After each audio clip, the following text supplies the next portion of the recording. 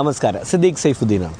നമ്മൾ എബ്രോഡ് എഡ്യൂക്കേഷന് പോകുമ്പോൾ പലരും ചോദിക്കുന്നൊരു ചോദ്യമാണ്, നമ്മൾ മാസ്റ്റേഴ്സ് എടുക്കുമ്പോൾ 2 ഇയർ പ്രോഗ്രാം എടുക്കണോ 1 ഇയർ പ്രോഗ്രാം എടുക്കണോ എന്നുള്ളത്. ഇന്ന് 2 ഇയർ പ്രോഗ്രാമാണ്. അതിൻ്റെ റീസൺ എന്താണെന്ന് വെച്ച് കഴിഞ്ഞാൽ, ഒന്നാമത്തെ റീസൺ, നമ്മൾ പുതിയൊരു രാജ്യത്തേക്ക് പോകുമ്പോൾ മാക്സിമം വിസയുടെ കാലാവധി കൂട്ടാൻ നോക്കുക. എന്തുകൊണ്ടെന്ന് വെച്ച് കഴിഞ്ഞാൽ, നമുക്ക് ഏത് സമയത്താണ് കൺട്രി റൂൾ ചേഞ്ച് വരുന്നതെന്ന് പറയാൻ പറ്റില്ല. ഒന്ന്. രണ്ടാമത്തെ കേസ്, കോഴ്സിൻ്റെ കാലാവധി കൂട്ടുന്നതിനോടൊപ്പം നമുക്ക് ഏൺ ചെയ്യാനുള്ള ടൈം കൂട്ടി കിട്ടുകയാണ്. ഓക്കെ, രണ്ടാമത്തെ ഓപ്ഷൻ.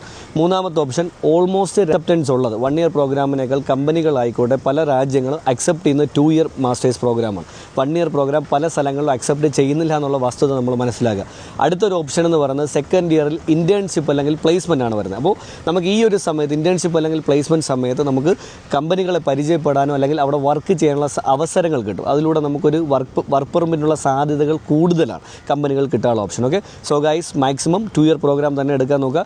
ഫീസ് ഇനി കൂടുതലെന്ന് പറയുന്നതോട് എനിക്ക് പറയാനുള്ളത്, നിങ്ങൾക്ക് കൂടിപ്പോയാൽ 2-3 ലക്ഷമാണ് 1 ഇയർ 2 ഇയർ പ്രോഗ്രാമോട്ടുള്ള ഫീസ് വ്യത്യാസം വരുന്നത്. ഈ 3 ലക്ഷം രൂപയ്ക്ക് നിങ്ങൾക്ക് കിട്ടുന്ന വിസ കാലാവധി 12 മാസമാണ്. നിങ്ങൾ മനസ്സിലാക്കുക, ഒരു മാസം 1 ലക്ഷം രൂപ ഏൺ ചെയ്താലും 12 മാസത്തേക്ക് 12 ലക്ഷം രൂപ ഏൺ ചെയ്യാനുള്ള ഓപ്പർച്യൂണിറ്റി ഉണ്ട്. So think wisely, take your decision wisely. Thank you.